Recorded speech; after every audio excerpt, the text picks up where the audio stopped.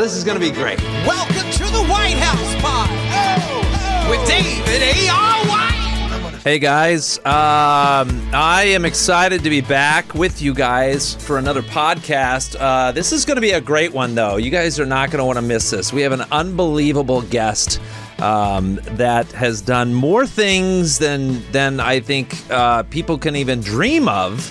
But Roger, first of all, how are you today? Good, sir. How are you? I'm doing well. I just noticed as I came through the door from outside, you pulled up, and it just got a little brighter. The sun came out a little brighter after you arrived. It was fantastic.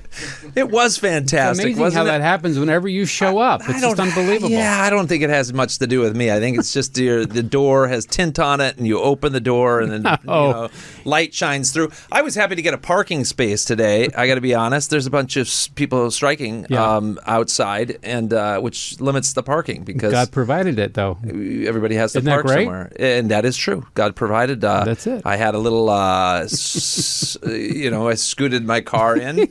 And note to self, though, my back of my car was hanging out in the red, but my tire was not. And so we're going to ask our guest about this one because I believe that I am still legally parked because my tire is not in the red, but my outside. And you were saying, well, you thought I was illegally parked. I did. I said you're in the red. Because the bumper is in the red. Bumper's in the red. All right. Well, we'll ask our guest because I do believe that she is a great mind when it comes to these very, very deep questions.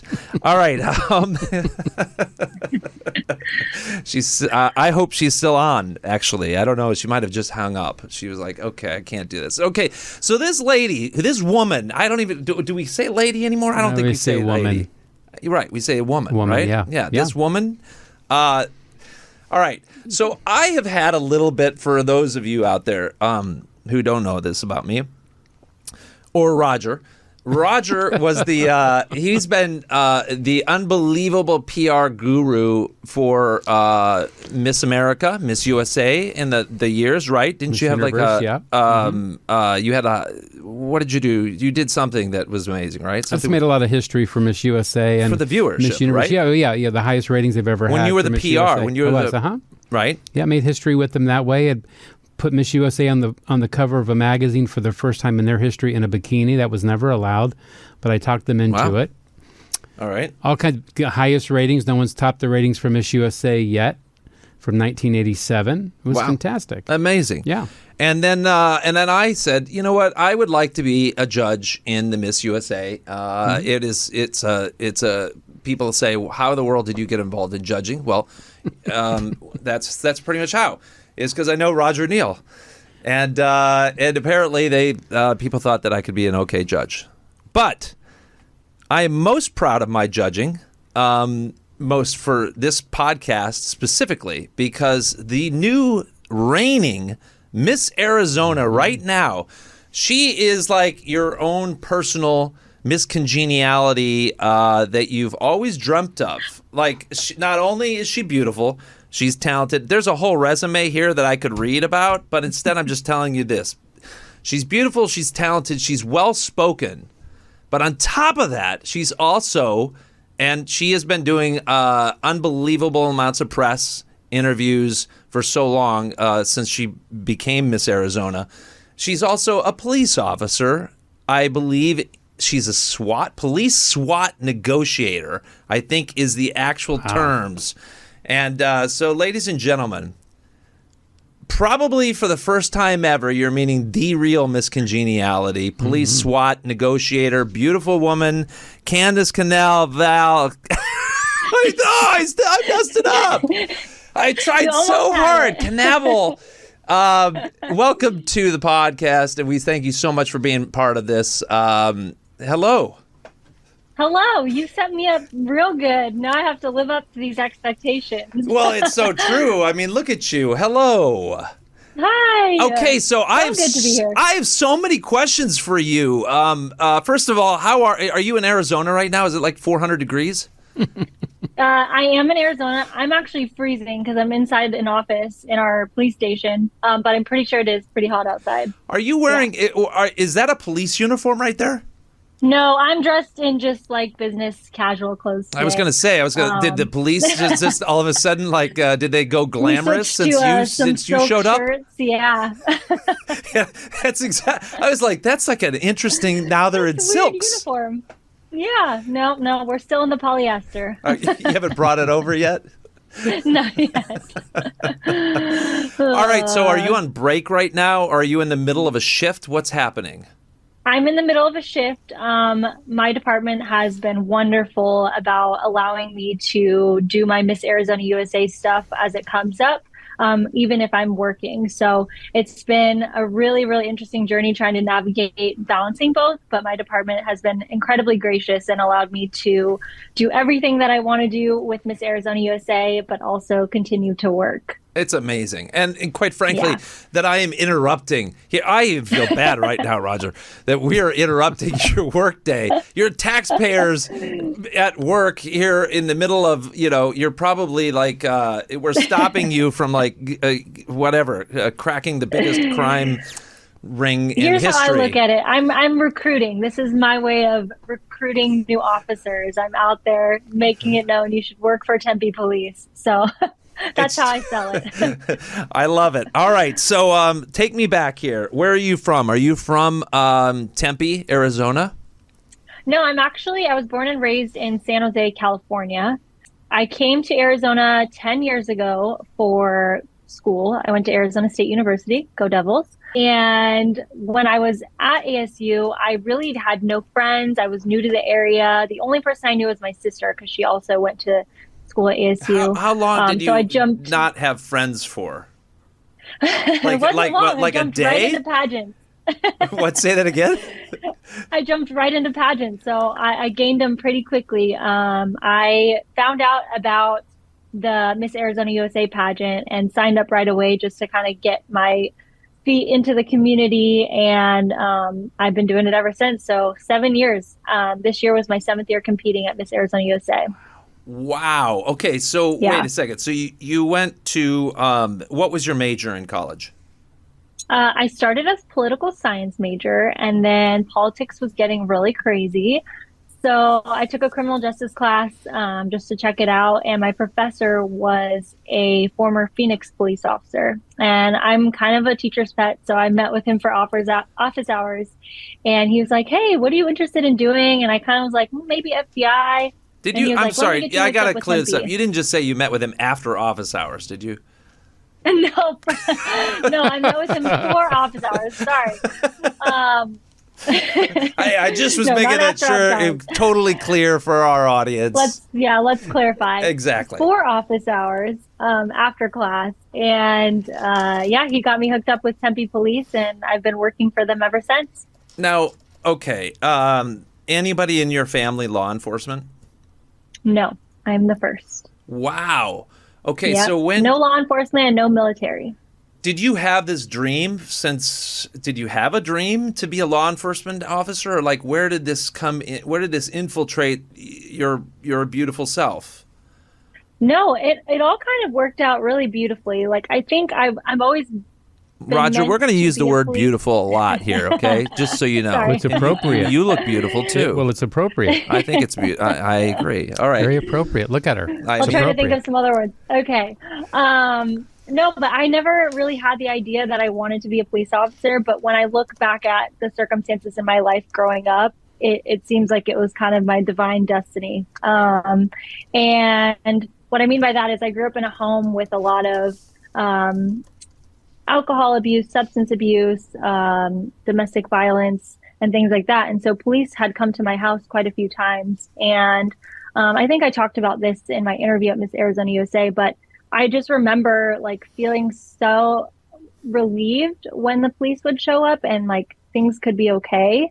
And fast forward to now, that's what I'm doing in my community as an officer. And it's such a full circle moment. And it's really why I do what I do, because there are so many other kids in similar situations as I was in, but also way worse. And they're always going to need somebody. And so to be able to be that presence and that sense of safety and security for those kids I wouldn't want to do anything else. It's my purpose in life. So.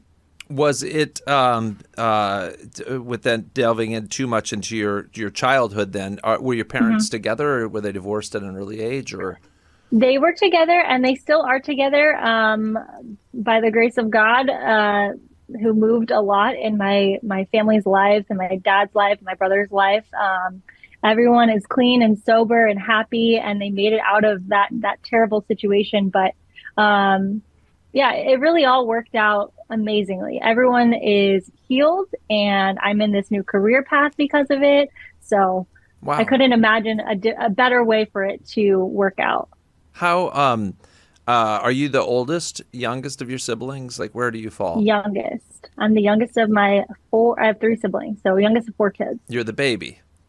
I'm the baby. Wow.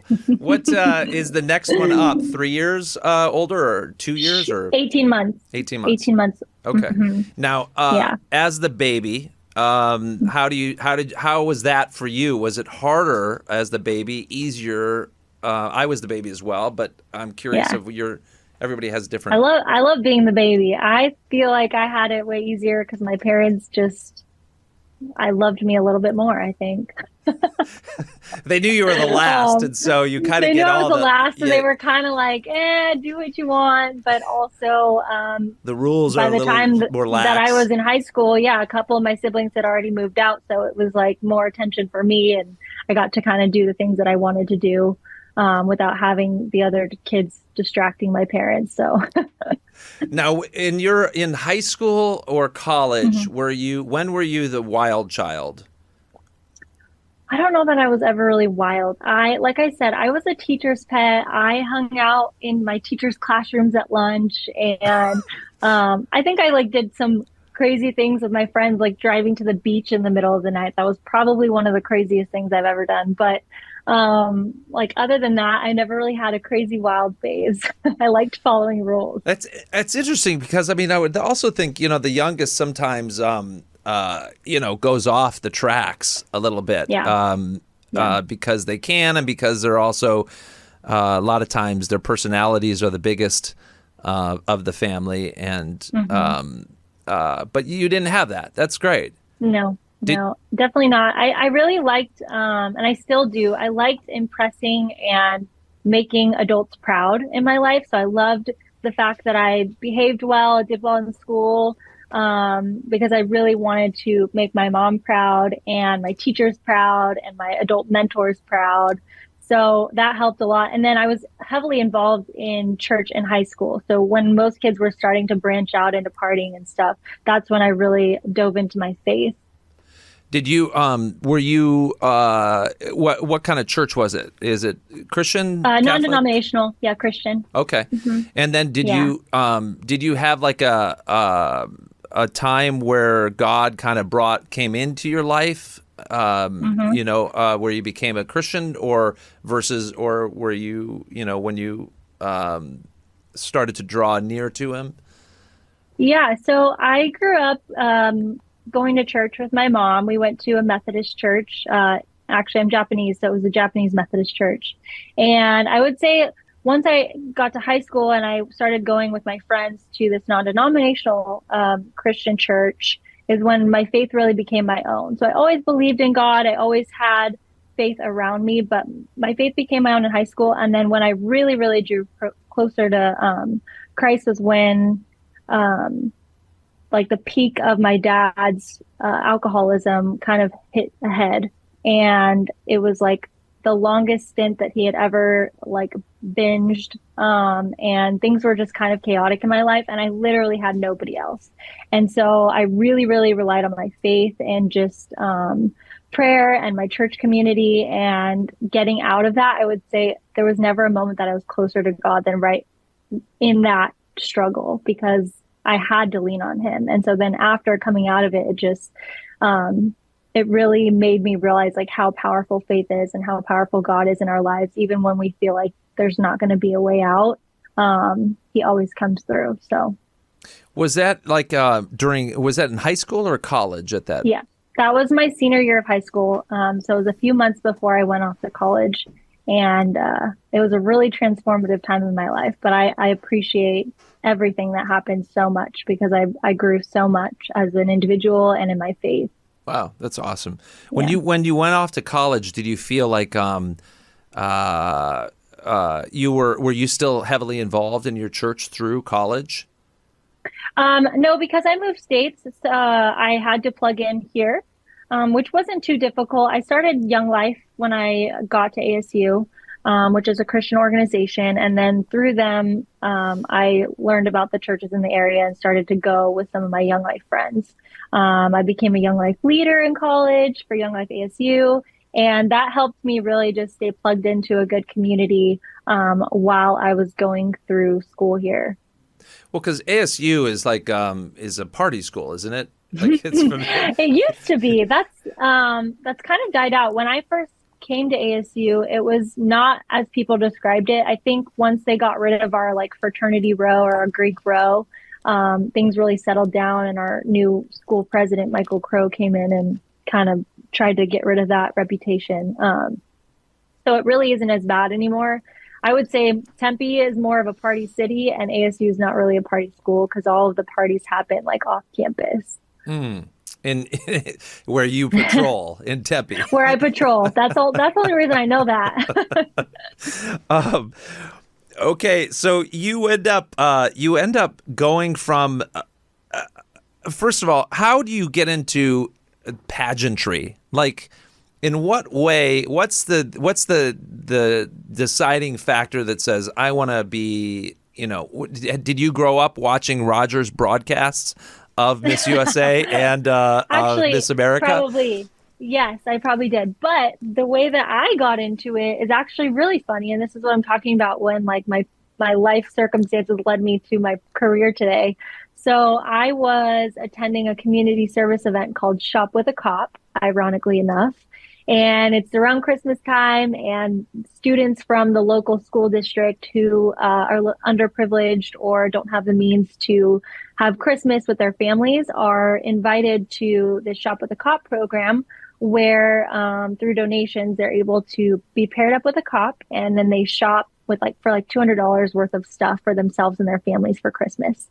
And so my mom was actually helping run it because she's a superintendent for a school district. So she suggested the names of the kids, and then the officers were paired up with them. But anyways, I was at that event and I saw a local Miss America girl, and I was like, oh my goodness, like she just captivated the room. And do you remember what year this was? Obviously, I can't not love a sparkly crown. Because I want to know if Roger knows her. It was Miss Arizona, probably. Right? Was it Miss Arizona or was it? No, it was in California. It was like Miss Santa Clara County or something like that. Oh, okay. So she was like a local city title holder, but I just thought she was beautiful and amazing, and she's doing this great work. And that same night I was like, Mom, I want that. And she's like, well, you have to compete in a pageant. And I come from an athletic family, so it was just kind of out of pocket.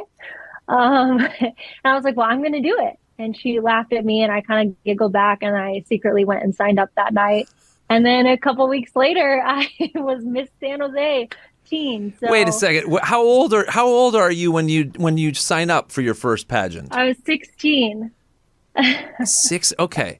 Wow. And so you're a sophomore in high school? Sophomore in high school. So I won, and I was like, this is cool. I did just your first pageant out, you just became Miss San Jose? Okay. Yeah. Was it tough in any way? Like, did you have to do? Now, was this in the Miss USA thing, or did you have to? Pageant. It wasn't a USA or America. It was a smaller, like, did you have to have a California talent? Pageant. Were you doing no talent? talent? Okay. There was like on stage question. There was a bio, kind of very similar to USA, but just way on a smaller scale. So I won that, and I'm like, this is fun. I competed at Miss Teenage California, and I didn't win that, but I still loved it. And the competitor in me was like, okay, I'm going to keep going. And then I learned more about the pageant world and about the different systems. And then I jumped into USA as soon as I got to Arizona. Now, when you say you looked at the different systems, it's something that I've explored, and didn't know anything. I really didn't know anything about judging a beauty pageant. I know it's just shocking, Roger, for you when you put my name forth as if I had done this before. But I also didn't realize that there were all the different the different pageants, basically, or systems from Miss USA, Miss America, to Miss San Jose or whatever system you were in. In your discovery of it, why did you want to be involved in the Miss USA over Miss America, for example, or the other ones? I think it was just more so like my networking. I knew a lot of people who had competed in the Miss USA system. A recruiter for Miss California USA, when I was 16 and competed at that first pageant, saw me at the pageant, and was her daughter. She has two daughters. One was Miss Nevada USA and the other one was Miss California USA. So she was heavily involved in the Miss USA organization. And she kind of told me about that system. What was her name? Can we ask? Yeah, her name's BZ Chapman. Okay. Do you know her, Roger? She's still pretty well known. She runs a couple of local pageants in California, but she introduced me to the Miss USA system. And then I loved everything about it. I thought the women were beautiful and accomplished and well-spoken. And that's why I started. I have nothing against the America system. It just was never introduced to me. And so I knew nothing about it until later on in my pageant journey. Now, do you kind of wish that you had done a little bit of the Miss America system just so you could have done like some kind of a cartwheel handcuffs, or like with your baton, but instead of like a normal baton, you got a police baton and you're taking out bad guys. Like that would have been an interesting talent. I'm grateful that I went with the USA system. The way that you're describing that, I think I'm happy with what I chose. You're like, I didn't necessarily sign up to do a one-woman show of... No. And if we're going down the Miss Congeniality route, I definitely am not going to be blowing glass or... jumping on somebody in a crowd. I mean, okay, so all right, so you're in the system. At what point in time, what year, how many years were you in the Miss USA system did you compete? I competed at Miss Arizona USA for 7 years. For 7? So did you start in the teens or did you start in the... No, I was started at the lowest part of Miss. When you were 19 or 20 or something? Yeah, 19. Wow. Mm-hmm.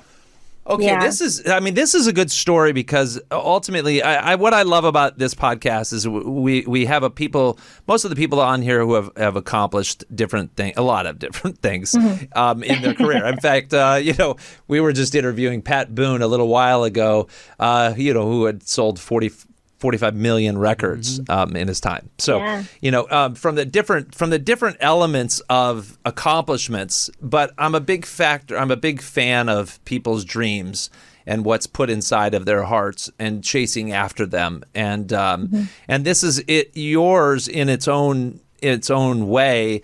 For the little girls out there who are listening to this, because I'm sure so many little girls are watching this podcast. No, but for all the mothers that are watching it, how do you, for 7 years, I mean, that's like, most people would think, I would have thought, I was only involved in 1 year of judging I got, to be part of the crowning of you. But I would have thought it was maybe your second year. Like, I never in a million years would have imagined that you had done this 7 years because you were such a no-brainer to be Miss Arizona. It wasn't even like, it was like, oh, it's Candace. She's number one. She's got to become Miss Arizona. Oh, I appreciate that. But it was a journey to get there. And, I don't regret any bit of it. I'm super glad that I didn't win after my second year because I wasn't where I'm at now in my life. I wasn't polished enough. And I think I needed each year to grow in some way and take the different steps in my career, in my personal life. And then pageants came at the perfect time. So I'm really, really grateful for my particular journey because every year I walked away with some new lesson about myself. And it is a long time to dedicate to a passion, but I think about the women I started competing with when I was 19, and some of them had the same dream as I did and gave up. And I don't know what their lives might have looked like had they stayed in it with me. And so I never wanted to get to the point where I was like, what if? And so I had to see it to its fruition, whether that be me aging out and moving on to something else or winning. And so this was my last year before I aged out, and I couldn't not keep going. Okay, so where did you, when did you take up law enforcement in these 7 years?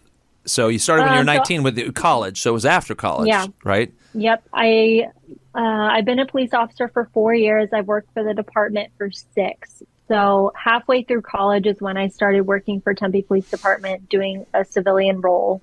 And then in 2019 is when I started the police academy. So you worked as a police officer before you were actually a police officer? I worked for the department. In like as an intern role, like answering phones?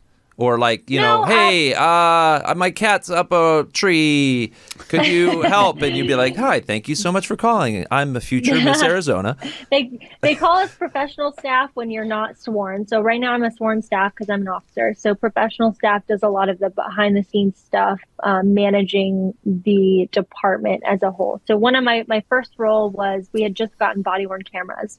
And so I was going through footage and redacting it. When the media would request like a video from an officer's camera, I would come to me first. I would edit out any victim information or conversations that couldn't be released to media and then send it to them.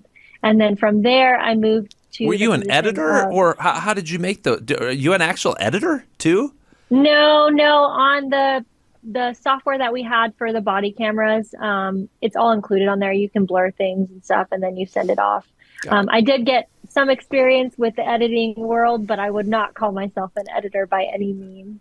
So then from that position, I went to what's called a service aide, and they're like the gophers is what they call them because they go for coffee and grab stuff. or like what are they going for? They're going to get whatever people need. Like that's what they call them, gophers. So I was a gopher, and we wore these like, in the police terrible officer? brown polos. Okay, I was like, what do people need? Like, and I know, like on set, what our PAs do, production assistants, right? They go and they get all kinds of things. I would imagine that's it's kind of like similar. what we were. So it's like restocking forms because we have so many forms, citations, towing forms, victim forms. So it's restocking all of that in all of our stations. We have 4 stations. And then making sure like batteries, sanitation wipes, cleaning products, all of those are stocked. So you're just doing all of the grunt work. And so did you, in that process though, did you love the police? Like, because obviously you were working there now, you're going to college, you're working there. Was there something that stuck out to you that went, wow, when was the light bulb that said, I want to be a police officer and I want to continue on in this and I want to go to, basic training or whatever they call it? I met with a lot of different people and talked about what the career looked like. I did several ride-alongs. And being a service aide, you're in the stations, and then you're driving around in like unmarked patrol cars. So you're kind of getting a feel for what the officers do without actually getting a feel for it, if that makes any sense. I was driving around, I was seeing the city. I was playing with patrol cars and messing with the lights and going on ride-alongs and things like that. So it was just really exciting and cool. So that's what really drew me in. And then once I was in it, it was like, okay, find your why. Like, why is this important for you to do? And that's when it brought me back to my story from my childhood. Like, this is why I need to do this. Because they say that your why is what keeps you there on the worst days when you're ready to quit. And so in the academy, they really press you on finding your why. It can't be money. It can't be because you get to drive fast or do cool things. It has to be something that's going to be worth it on the days when you're like, this is not made for me. So. All right. So you become a police officer. You go through, is it, what do we call it? It's not boot camp. It's, what do you call it? It's the police academy. Police academy.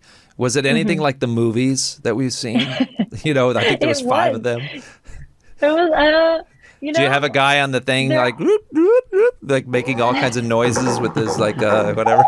There are some parts. It was very intense. And for somebody who is a self-proclaimed girly girl and comes from zero military background, does not like being yelled at, it was intense. Like the first day you get out of your car and someone's right there screaming at you, telling you did everything wrong.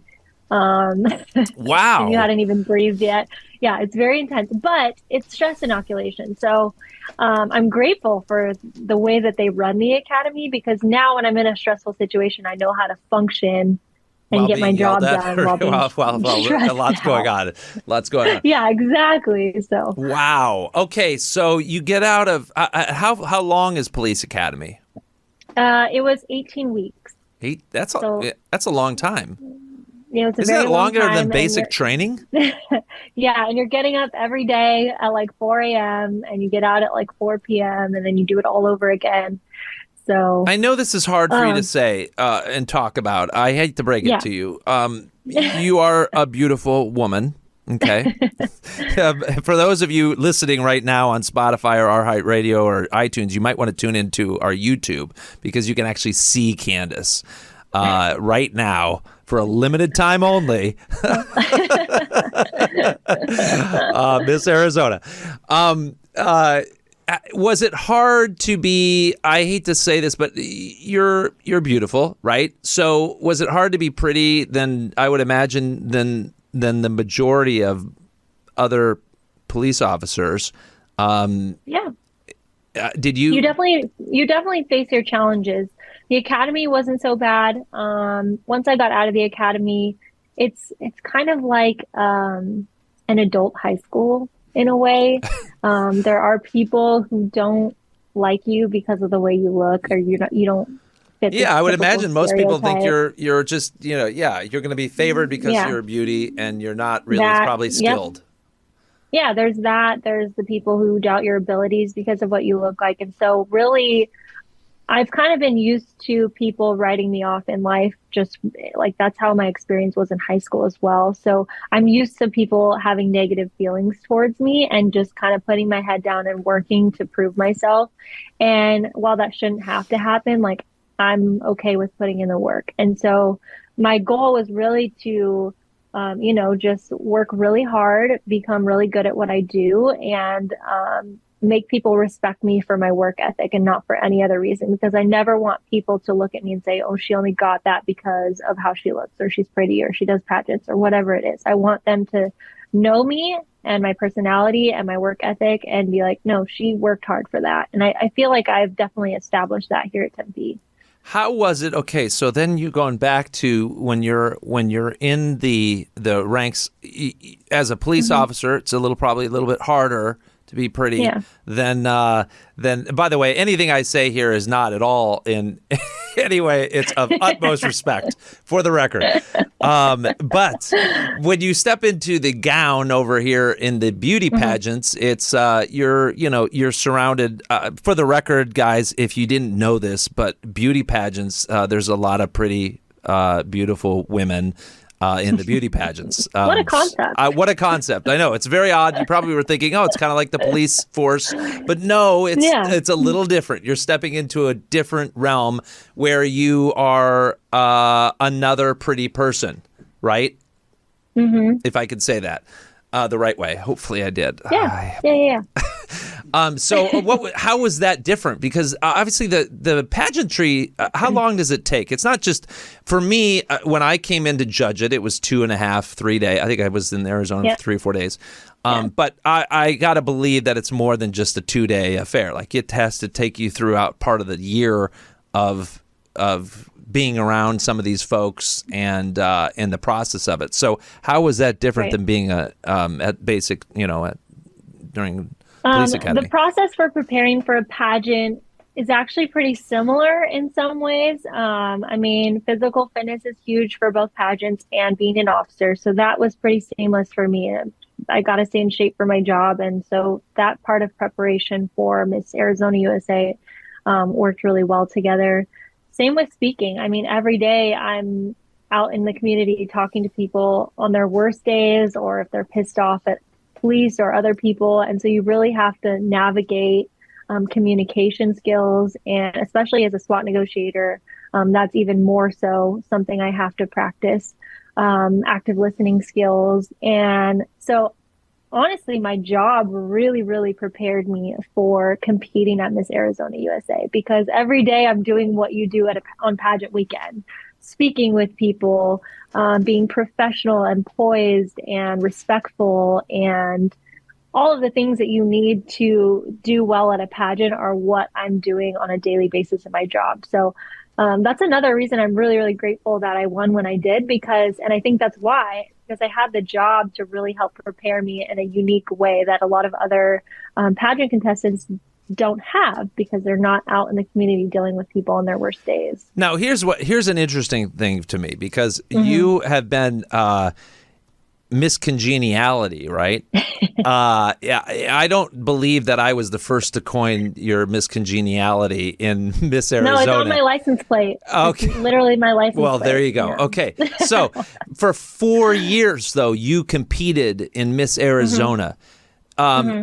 I don't understand how you couldn't have won the first year, or that you were an actual police officer, being your story and the Miss Congeniality mixture, or the second year, or the third year. Why did it, in your estimation, when you look back, why did it take 4 years, which is inspiring to everybody out there that, who doesn't win overnight?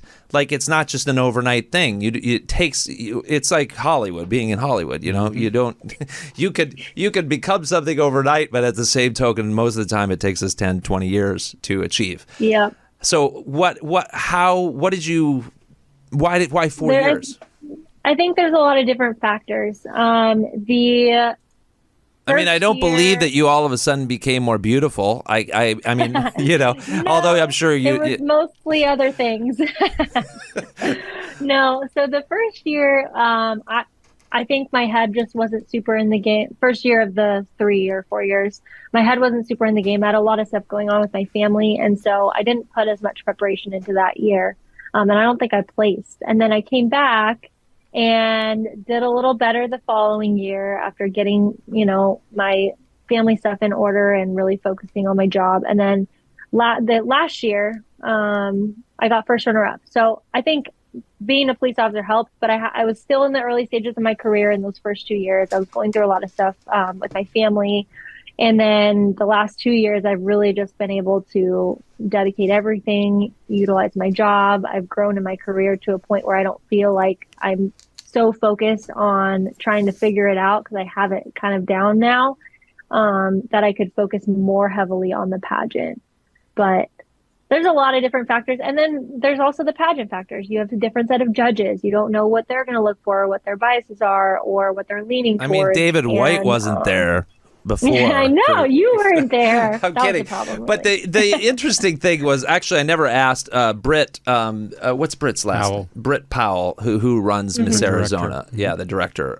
She's wonderful. And what I liked most about even, what I've done quite a few different states. I think Minnesota was our last one, right? That yes, for this a couple year. Weeks ago, Miss Minnesota, was that the judges aren't talking to each other about the different contestants.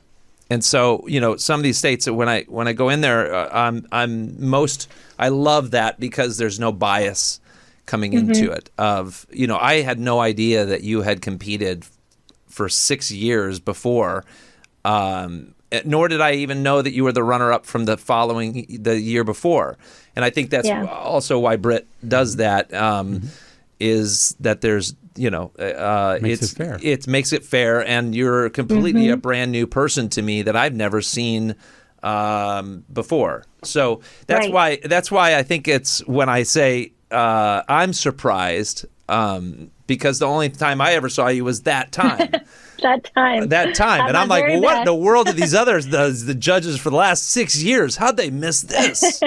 But thank you for blessing me for being a part of the big, yeah, thanks for choosing me. The crowning. But I also don't understand, like, how, what I love about your story, though, is that it is a testament to sticking with it and not giving up in the midst of what others would say, oh, well, forget this, but you stuck with it. And I would imagine, so as a police officer, how do you take that into, now you've been a cop for, can I say a cop? Is that the word? Yeah, you can say it. People still say that? I mean, I don't even know what are the words that you can't say with a police officer? Cop. Well, you could. Never mind. We don't need to go into all Everybody says whatever they want. So honestly, cop is actually quite nice. that. Well, and I don't even understand why anybody doesn't like cops, because they, you guys protect us and you guys put your lives on the line all day long, every day. How many years have you been a police officer now?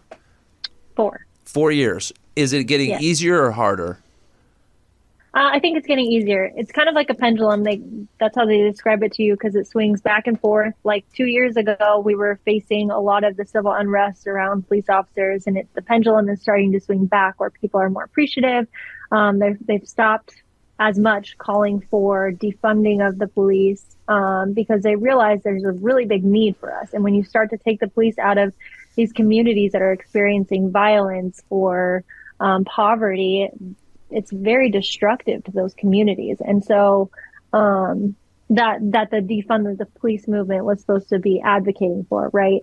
So now we're moving back towards a place where the community and the police are starting to communicate more and have a different level of respect and understanding for each other. It's definitely going to take a lot more work. But yeah, when I first started, that was a really, really bad time in policing. And it was challenging because you're a new officer, you're excited, you're ready to serve, and people are like, get away from me. Yeah, I can't even imagine that. I mean, I have so many emotions about that whole defund the police department. It seems like the most ludicrous. I understand in some ways of what they're, I guess, trying to go for, but at the same token, it seems like a no-brainer. I thank God for the police department and for you guys who put your lives on the line every day. So, Candace, they're telling me I have to wrap up, which is always just so terrible to me. No fair. I mean, it's no fair, for crying out loud. I can talk for a long time on Candace. The thing that I really don't want to talk about here, and I think most people will be disappointed when they hear this, but I'm going to say it anyway. And, I hear that you're newly engaged. I am. See the rock on the finger? Yes, of course. I saw the rock on the finger, and I know, I know Candace on social media. I know she's engaged. Of course, she's engaged. The world knows she's engaged, quite frankly. And for those listeners now who are very disappointed, unfortunately, she is engaged. I am engaged. Okay, so is your now? Are you going to marry? Is he a police officer as well? You have to tell me what? How was this? How does this go? I got 2 minutes left, for crying out loud. But I'll try to make it brief. Yes, and then also anything else that we need to know for 2 minutes before they just throw me off. Kick you off. Yes, my fiance is a police officer. He actually works here at the department with me. That's how we met, and I love dating a police officer because he really understands me. And the things that I go through, and we laugh because we call it trauma bonding, but it really is so true. Like, I can come home, and if I had a hard day or a hard call, I could talk to him about it, and it's not like he doesn't get it. He's been there. So are you guys that's been amazing. Are you both at the Tempe Police Department? Yeah. Oh, that's He is sweet. a full-time SWAT officer, and then I'm in patrol. So we interact sometimes in the field, but he does more of the tactical violence stuff. How about hours wise? Does it kind of mesh up? Yes, our hours, I just switched schedules, so our hours match perfectly almost now. Wow. All right. Yeah. All right. They're saying I got 1 minute left now. Candace, what is the nugget of advice that you can give the people out there who want to go into being wonderful beauty contestants, the future Miss Arizonas, or a police officer? You got 1 minute left. My advice is, how about why can't you be all the things? If you have dreams that are completely opposite of each other, don't forsake one for the other, and don't limit yourself. You can be anything and everything that you want to be. And I encourage everybody to keep going, keep trying, don't give up. Whether you reach that dream or a bigger one that God has planned for you, big things are coming. So don't give up and don't limit yourself by your dreams. Aw, how sweet are you? Ladies and gentlemen, our reigning Miss Arizona right now, and your police officer, if you are in Tempe, Arizona, and or beyond. Candace, what a pleasure it's been. Thank you so much for sharing this time with you. Please thank your boss for allowing us to steal you away for a little bit. And have fun. You've been on like every news talk show. I've been seeing you all over. Your story deserves to be out there. And I look forward to turning on my television and seeing you on every time it happens. So God bless you, sister. Thank you so much. Yeah, thank you again. Bye. Bye-bye. All right, guys, that was Candace Kanavel. Oh, my gosh. Kanavel, right? Kanavel. Oh, my goodness. It's amazing anybody still hangs out on my show. Guys, if you haven't, please tune into the White House Pod. It's on Spotify, iHeartRadio, iTunes, and also you can see pictures and video of people like Candace right there on your screen if you go to the YouTube. And please hit subscribe too. We appreciate you guys always, and I hope you have an amazing day, an amazing week. Go hug somebody that you love, and God bless you. And thank you so much, as always, for watching us. God bless you.